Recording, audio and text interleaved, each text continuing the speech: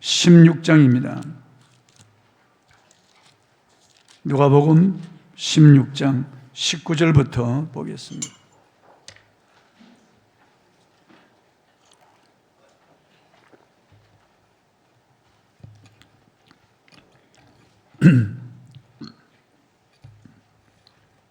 제가 봉독하겠습니다.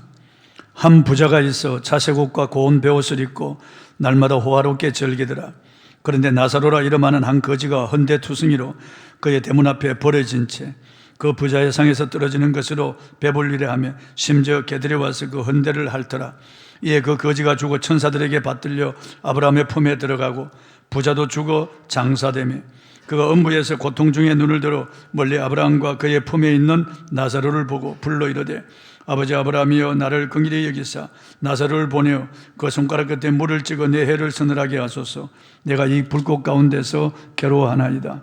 아브라함이 이르되 너는 살았을 때 좋은 것을 받았고 나사로는 고난을 받았으니 이것을 기억하라. 이제 그는 여기서 위로를 받고 너는 괴로움을 받느니라. 그뿐 아니라 너희와 우리 사이에 큰 구렁텅이가 놓여 있어 여기서 너희에게 건너가고자 하되 갈 수 없고 거기서 우리에게 건너올 수도 없게 하였느니라. 이르되 그러면 아버지여 구하노니 나사로를 내 아버지의 집에 보내소서.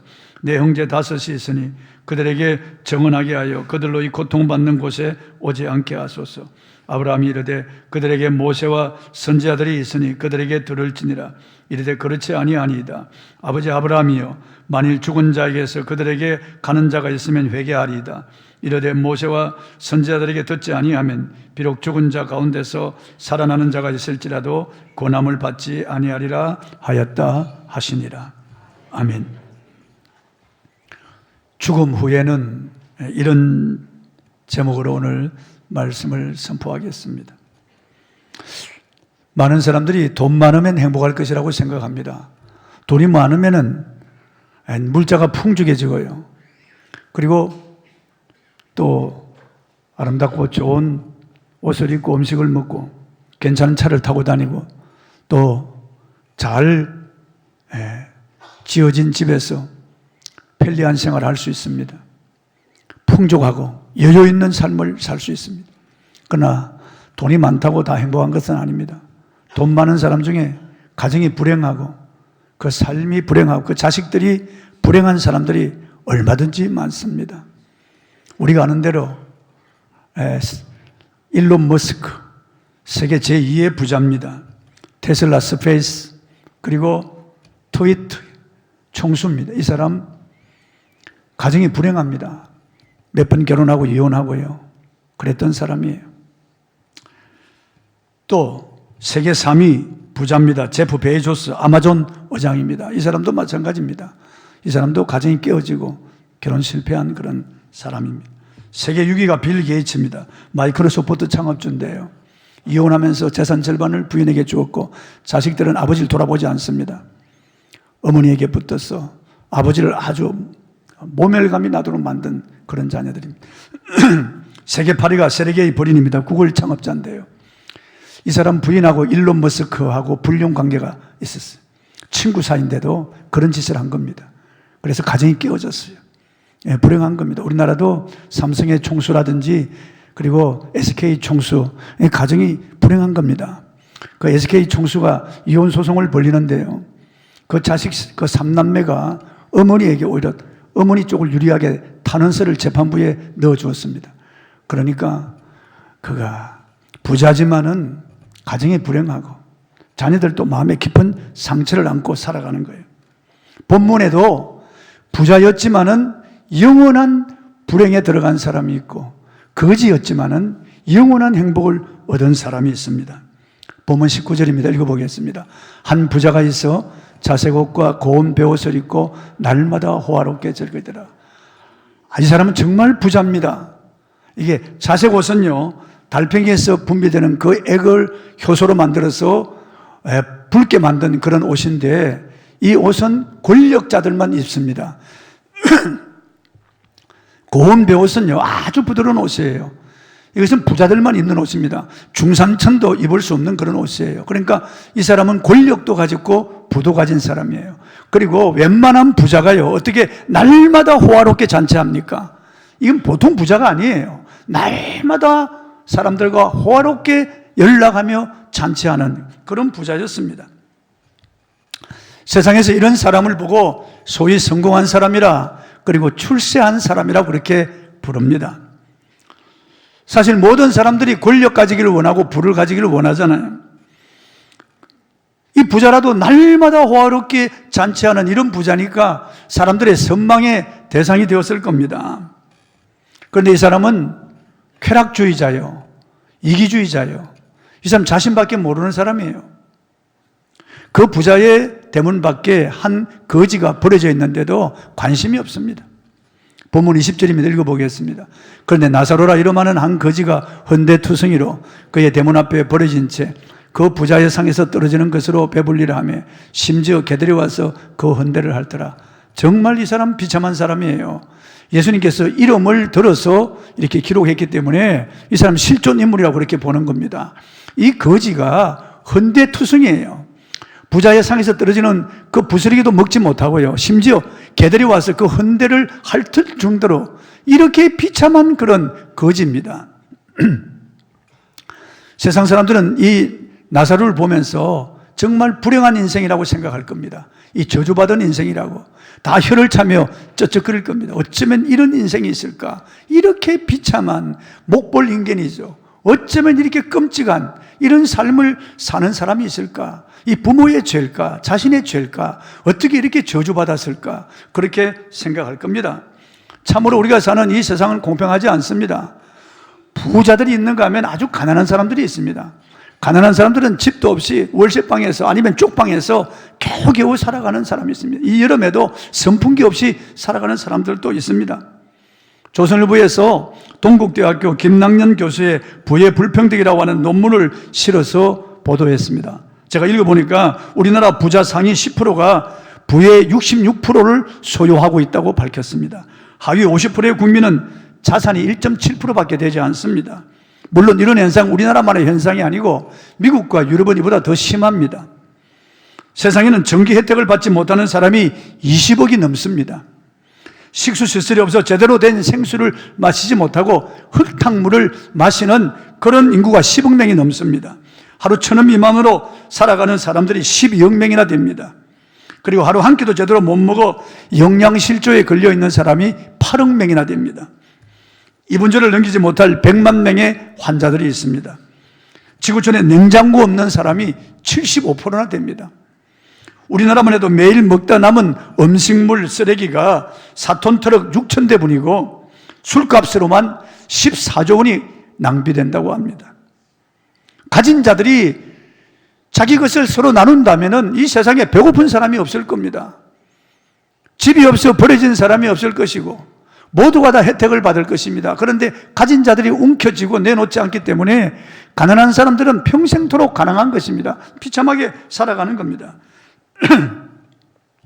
예수님 당시도 이 부자들은 기름진 음식을 먹고 난 다음에 요즘 같으면 물티슈 같은 게 있으면 닦으면 되는데 그 당시 그런 것이 없으니까 그냥 식빵에다가 손을 닦아서 그걸 버립니다. 그런데 부자가 손 닦고 버린 식빵마저도 먹지 못하는 게 이 나사로였다는 겁니다. 자기 집 대문에 한 사람이 버려진 채 이렇게 신음하며 죽어가는데 부자는 관심이 없어요. 하인들도 관심이 없는 겁니다. 그런데 죽음이 왔어요. 본문 22절입니다.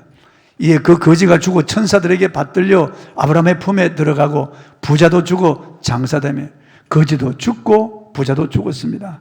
죽음은 모든 사람에게 찾아오는 거예요. 죽음은 공도예요. 죽음을 벗어날 수 없습니다. 죽음을 피할 수도 없고 도망갈 수도 없어요. 죽음이 다가오면은 황후장상이라도 건장한 남자라도 쓰러져 한 줌의 흙이 되고 절세 미인 아주 얼굴이 아름다운 여인들도 다 쓰러져서 흙으로 돌아가는 것입니다. 모두 죽음을 맞이하고 죽음은 모든 사람에게 다가오는 것입니다. 우리는 다 죽음을 맞이하게 될 것입니다. 죽음은 예고 없이 찾아옵니다. 죽음 앞에 항의하거나 대적할 자가 없습니다. 죽음은 부자나 거지나 할 것 없이 무차별적으로 다가옵니다. 죽음 앞에서 모두 손들고 항복하게 되고 죽음 앞에서 모두 무력하게 되고 손을 내리게 됩니다. 모든 인생은 죽음을 두려워합니다. 우리의 10년 깊은 곳에 자리 잡은 회색 불안의 근원은 죽음입니다. 역사 이래 죽음의 문제를 해결해 보려고 많은 종교가 철학가 교육가들이 머리를 맞대고 수기하고 언론하고 연구해도 죽음의 근질조차 가지 못하고 죽음이 무엇인지 알지 못하고 죽음 후에는 더군다나 알지 못하는 겁니다. 우리 모두는 조만간에 죽을 겁니다. 가족들이 우리 시체를 들여다보며 통곡할 겁니다. 우리는 묶여진 채로 불 속에 들어갈 겁니다. 그리고 한 줌의 재가 되어서 나올 겁니다. 영웅홍오리라도 항우장상이라도 그렇습니다. 절세 미모자라도 그렇습니다. 아직 앳된 아기일지라도 죽음이 지나가고 나면 몸은 차디차게 식어지고 묶어서 화구 속에 집어던지는 겁니다. 죽음은 모든 인류의 원수요 최대의 적입니다. 죽음은 인류의 풀지 못하는 수수께끼입니다. 죽음은 사랑하는 사람을 앗아가 버리고 통곡하게 만드는 것입니다. 주 예수께서 나사로의 무덤에 눈물을 흘리셨습니다. 왜 이런 비참한 일이 인간들에게 일어날까요? 어디서 죽음이 시작되었을까요? 죽음 무엇 때문에 왔을까요? 죽음의 정체가 무엇일까요? 죽음 후에는 우리는 어떻게 될까요? 그런데 성경은 죽음이 어디서부터 왔는지, 죽음이 무엇인지, 죽음 후에 어떻게 되는지 우리에게 성경만이 정확하게 가르쳐주고 있습니다. 욕심 잉태한 적 죄를 낳고 죄가 장성한 적 사망을 낳았다고 말씀하고 있고 죄의 삭은 사망이라고 말씀하고 있습니다. 그래서 죽음의 의미가 죄구나 우리가 알 수 있는 것입니다. 죄가 죽음을 낳았구나. 죄 문제가 해결되면 죽음의 문제는 해결된다고 하는 것입니다. 그럼 죽은 다음에 어떻게 될까요? 힌두교나 불교에서는 죽은 다음에 사람의 영혼은 윤회한다고 가르칩니다. 죽은 다음에 짐승으로 태어나거나 아니면 곤충으로 태어나거나 잘 태어나면 다시 사람으로 환생할 수 있다고 그렇게 가르치는 겁니다. 거짓말입니다. 절대로 그렇지 않습니다. 유교에서는 사람이 죽으면 혼백이 빠져나와서 구천지하를 떠돌다가 자기 죽은 날 제사밥을 먹으려고 찾아온다는 겁니다. 그건 새빨간 거짓말입니다. 절대로 그렇지 않습니다. 무신론자들이나 진화론주의자들은 죽으면 그만이라는 겁니다. 사람은 아메바로부터 진화되어 노른 우연의 산물이기 때문에 죽으면 의식도 없고 무로 돌아간다는 겁니다. 죽으면 소멸되어 버리고 죽으면 걸어서 끝난다는 겁니다. 그것도 거짓말입니다. 절대로 그렇지 않습니다. 성경은 하나님께서 우리 인간을 창조하셨는데 몸은 흙으로 창조하시고 그분의 영을 불어넣어서 우리가 생명이 되었다고 말씀하고 있습니다. 하나님의 형상을 따라 하나님의 모양대로 하나님을 가장 닮은 위대한 피조물, 위대한 작품이 바로 우리 인간이라고 말씀하고 있는 것이에요. 우리는 하나님의 소생이요 하나님의 자녀입니다. 하나님과 함께 영원히 살도록 창조되었습니다. 그래서 몸은 죽어도 영혼은 죽지 않습니다. 어디 살든지 영혼은 영원히 살게 되어 있는 겁니다. 하나님도 영원히 살고 천사도 영원히 살고 우리 인간도 영원히 사는 영생하는 존재예요. 죽는 것은 몸과 영혼이 분리되는 것 그것뿐이에요. 하나님은 원래 우리와 함께 기쁨으로 살도록 창조했는데 우리 인간이 하나님같이 되려고 하는 교만한 마음을 가지고 사탄의 말을 듣고 하나님이 금하신 선악의 열매를 먹고 우리가 타락하여 세상으로 쫓겨나온 다음에 죄로 말미암아 죽음이 온 겁니다. 죄 때문에 이 땅에 저주가 왔고 질병이 왔고 늙어지고 비참하게 죽는 겁니다. 우리가 이 죄 때문에 우리는 인간은 한 줌의 흙으로 돌아가는 겁니다. 그래서 울며 태어나서 눈물 속에 살다가 가족들의 통곡 속에 죽는 것이에요. 이 비참한 일이 이 죄 때문에 온 겁니다. 그래서 하나님은 죄는 미워하지만은 죄인은 사랑하셨어요. 그래서 하나님께서 우리 죄인을 살리시기 위하여 그의 아들을 보내주신 거예요. 하나님의 아들이 2000년 전 사람의 몸을 입고 이 땅에 오신 겁니다. 우리를 죄에서 이 저주와 심판과 지옥의 멸망에서 구원하기 위하여 하나님의 아들이 사람의 몸을 입고 이 땅에 오신 것입니다. 그래서 십자가를 지신 것입니다. 우리의 모든 추악한 죄를 다 뒤집어 쓰고 우리의 모든 죄짐을 짊어지고 죄의 화신이 되어서 십자가에서 우리 죄를 없애기 위하여 살찢고 피 흘려 죽으신 것입니다. 그가 보배 피를 뿌리고 다 이루었다는 그 순간 하나님과 우리 사이에 막힌 죄악의 담이 무너지고 하나님 앞에 지은 억만의 죄가 다 사해지고 누구든지 회개하고 예수 믿으면 하나님께로 갈 수 있는 길이 열려지게 된 것입니다. 이제 이 부자도 죽고 나사로도 죽은 것입니다. 그런데 예수님께서는 나사로가 죽어서 땅속에 묻혀 있다고 말씀하지 않고 나사로가 죽어서 천사들에게 받들려 아브라함의 품에 들어갔다고 말씀하고 있고, 부자도 죽었는데 땅속에 있지 않고 지옥의 사자가 그를 잡아서 음부 하데스에 들어가 불꽃 가운데 고통을 당한다고 말씀하고 있습니다.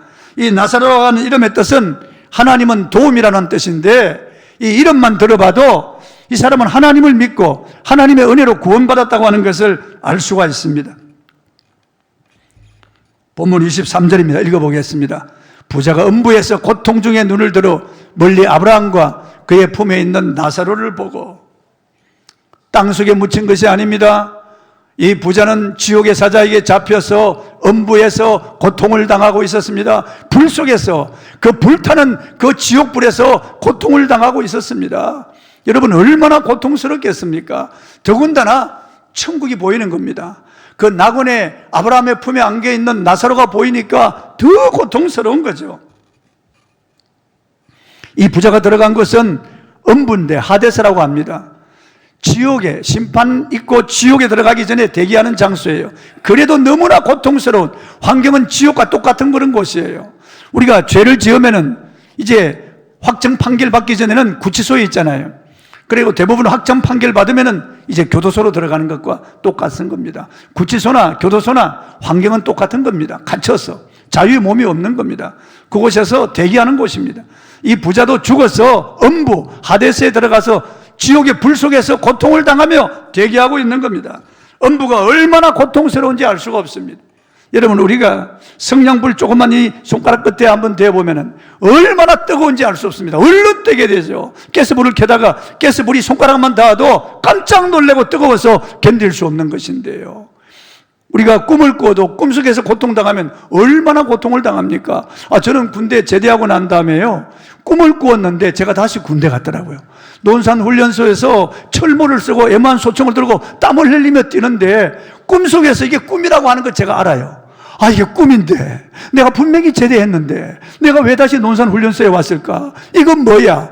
땀을 흘리며 그 구랭소리에 맞춰서 뛰는데 너무너무 고통스러운 거예요. 그 꿈은 얼마나 긴지 밤새도록 내가 꿈을 꾸었는데 그 꿈속에서 훈련받는 그 고통을 고스란히 겪는 거예요. 제가 꿈을 깨고 난다 온몸에 식은땀이 흐르는 거예요.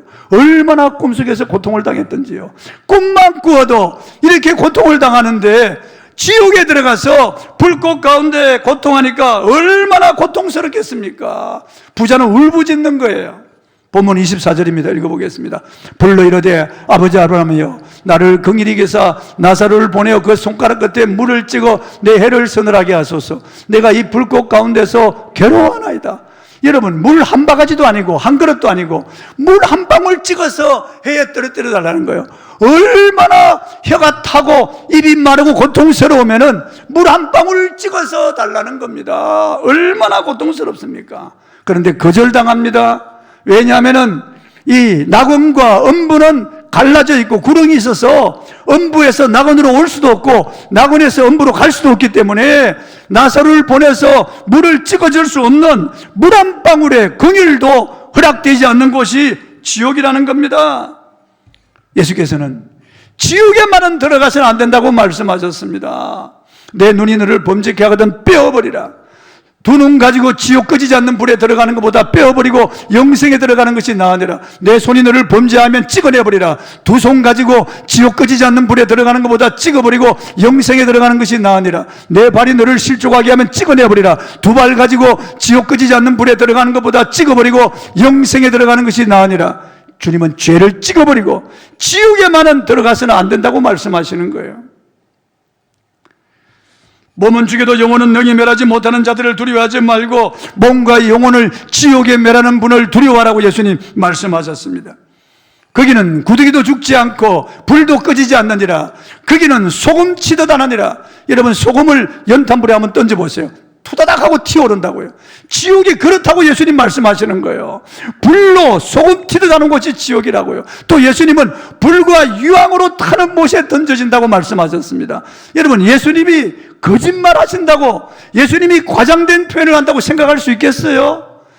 진리의 주님께서, 선하신 주님께서 지옥에 대해서 수없이 말씀하셨어요. 지옥은 사람을 잡아넣기 위해서 만든 곳이 아니고 마귀와 그 사자들을 집어넣기 위해서 예비된 곳이라고 말씀하셨어요. 그런데 하나님이 돌아오라고 하는데도, 십자가로 용서하고 돌아오라고 하는데도 끝끝내 길을 막고 돌아오지 않는 자들, 끝끝내 고집대로, 그리고 자기가 주인이 되어 살아가는 이런 사람들이 지옥으로 들어가는 거죠. 교회 와도 예수를 믿지 않고, 교회 와도 여전히 돈이 주인이고 세상이 주인이고 자기가 주인인 사람들이 지옥에 다른 겁니다. 조금 전에 우리가 장학일 목사의 그 부인의 간증을 들었잖아요. 자기 권사도 지옥에 떨어져 있는 것을 보았다 그러잖아요. 기가 막힌 일이 아닙니까, 여러분? 여전히 자기가 주인인 사람들이 많습니다. 자기가 여전히 인생의 주인 노릇하는 사람들이 있다고 말이에요. 예수님께서는 절대로 지옥에만은 들어와서는 안 된다고 말씀하셨어요. 부자는 고통 가운데 다시 아브라함에게 호소합니다. 27절 28절입니다. 이르되 그러면 아버지여 구하노니 나사로를 내 아버지 집에 보내소서. 내 형제 다섯이 있으니 그들에게 정언하게 하여 그들로 이 고통받는 곳에 오지 않게 하소서. 지구에 있을 때 나사로 그들도 보지도 않았습니다. 나사로 이름도 부르지 않았던 이 부자가 음부에서, 불 속에서 나사로를 계속 부르는 겁니다. 물 한 방울만 떨어뜨려 달라고. 나사로를 살려서 보내서 자기 형제들에게는 이 무시무시한 곳이 있다고 하는 것을 알려서 이곳에 오지 않게 해달라고. 자기는 이왕 떨어졌지만은 그들만은 이곳이 있다는 것을 알려달라고 부탁합니다. 거절당합니다. 본문 29절입니다. 아브라함이 이르되 그들에게 모세와 선지자들이 있으니 그들에게 들을지니라. 모세와 성경을 말하는 거예요. 모세와 선지자들, 성경을 말하는 거예요. 성경이 있으니 이 말씀을 듣고 믿지 못하면은 죽은 자가 살아나도 믿지 못한다는 거예요. 믿지 못한다는 거예요. 본문 31절입니다. 읽어보겠습니다. 이르되 모세와 선지자들에게 듣지 아니하면 비록 죽은 자 가운데서 살아나는 자가 있을지라도 건함을 받지 아니하리라 하셨다 하시니라. 성경 말씀을 믿지 못하면은 죽은 자가 살아나서 전에도 믿지 않는다는 거예요. 여러분, 예수님이 죽으시고 사흘 만에 부활하셨는데, 주님이 부활한 첫날 엠마로 내려가던 두 제자에게 나타나시고, 그리고 마가 요한의 다락방 11제자에게 나타나 보이시고, 여인들에게 보이시고, 또 그 가운데 도마가 없었습니다. 도마는 내가 예수님 못자국 만져보고 옆구리에 손을 넣어 창자국을 만져본 다음에 그인 줄 믿겠다고 합니다. 예수님께서 다 들으셨어요. 너희들 위에 도마도 있을 때 예수님이 나타나셨어요. 그리고 도마에게 이리 와서 내 못자국을 만져보고 옆구리에 손을 넣어서 내 창자국을 만져보고 믿음 없는 자가 되지 말고 믿는 자가 되라고 했습니다. 그래서 도마가 떨리는 손으로 예수님의 못자국, 창자국을 만져보고 그 앞에 꿇어 엎드려 나의 주시며 나의 하나님이십니다 하고 경배했습니다. 예수님은 많은 사람들에게 나타나서 일시에 500명에게 예수님 나타내 보이셨습니다. 그리고 하늘로 올라가셨어요. 40일 동안 예수님이 그의 사심을 많은 사람에게 나타내 보이고 확실한 증거를 보이셨는데도 믿지 않습니다. 이 세상에 죽은 자가 살아나도 믿지 않는다는 거예요. 저는 과거에 오살리 기도원에서 김상호 목사님, 그분의 설교를 들었습니다. 김상호 목사님은 목사의 목사라고 할 정도로 아주 거룩한 삶을 산 분이고 영력 있는 그런 분이었어요. 그분에게 안수받기를 원하는 사람들이 수없이 많았습니다. 이 김상호 목사님은요, 충청도에서 목회하실 때 죽었다가 살아났어요. 죽어서 염을 해서 관 속에 집어넣었습니다. 그리고 팽풍을 쳤습니다. 내일이면 이제 땅속에 묻는데 이틀째 되는 날 쿵쿵거리는 소리가 들려서 사람들이 놀라서 팽풍을 거두고 보니까 관 속에서 들리는 거예요. 그래서 관 뚜껑을 열고 보니까 김상호 목사님이 살아났습니다. 그리고 이분이 천국과 지옥을 보고 온 그것을 증언하는 거예요. 그래서 오살리 기도원에서 천국과 지옥 보고 온 그것을 제가 들었습니다. 그런데도 사람들은 믿지 않는다고요. 그런 훌륭한 분들이, 수많은 분들이 죽었다가 살아나서 그들에게 증언해도, 지옥과 천국을 증언해도 믿지 않고, 바울이 증언해도 믿지 않고, 사도 요한이 증언해도 믿지 않는 거예요. 죽었다가 살아나도 믿지 않습니다, 여러분. 성경을 믿지 아니하면은 그런 자들이 아무리 생생한 간증을 해도 들으려고 하지 않는 거예요. 믿지 않는 거예요. 여러분, 이 땅에서 예수 믿어야 됩니다.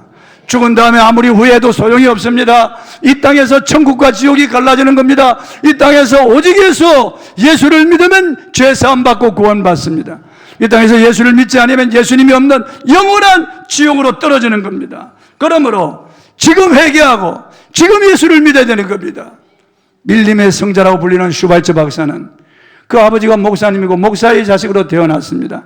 그런데 이분은 그 신학, 철학, 의학, 음악 4개의 박사학위를 가졌습니다. 노벨상도 받았습니다. 이분은 얼마든지 이 땅에서 잘 살 수 있어요. 호의호식 할 수 있고요. 사람들의 존경을 받으면서 넉넉하고 풍요로운 삶을 살 수가 있는데 이분이 본문의 이 말씀을 읽고 결단했다는 거죠. 천국과 지옥이 있는데 내가 이렇게 살아서 되겠는가? 남은 인생 내가 헌신하며 살자. 그래서 이분이 아프리카에 들어가서 밀림 속에서 그 아프리카의 가난한 사람들, 그 병든 자들, 그들을 섬기며 일생을 보냈다는 겁니다. 그가 일생 동안 희생하고 헌신한 그 동기가 바로 오늘 이 본문 말씀이었다고 하는 겁니다. 어떻게 살아야 가치 있는 삶을 살겠는가? 어떻게 살아야 주님 앞에 가서 잘했다고 칭찬받을 수 있겠는가?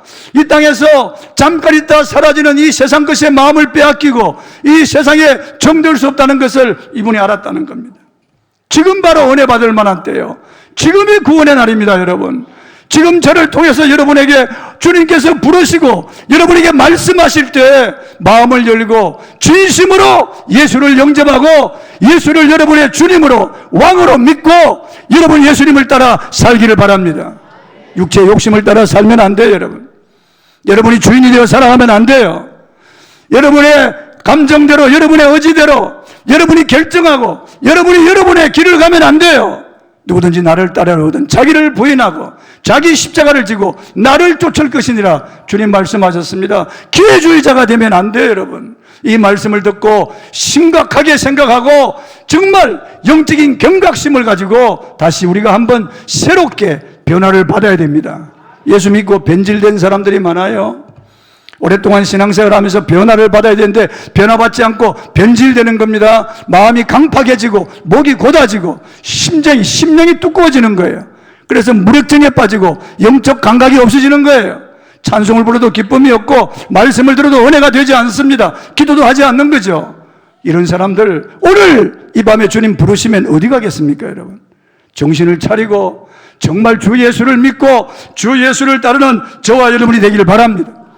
이 시간 주님이 은혜 베푸실 때, 이 시간 주님이 저를 통해서 여러분에게 말씀하실 때 결단해야 됩니다. 오늘이 지나가고 나면 오늘은 다시 돌아오지 않습니다. 영원 속으로 사라져버리고 마는 거예요. 지금 주님이 말씀하실 때 지금 결단해야 되는 겁니다. 보라, 지금 은혜 받을 만한 때요. 보라, 지금 구원의 날이로다.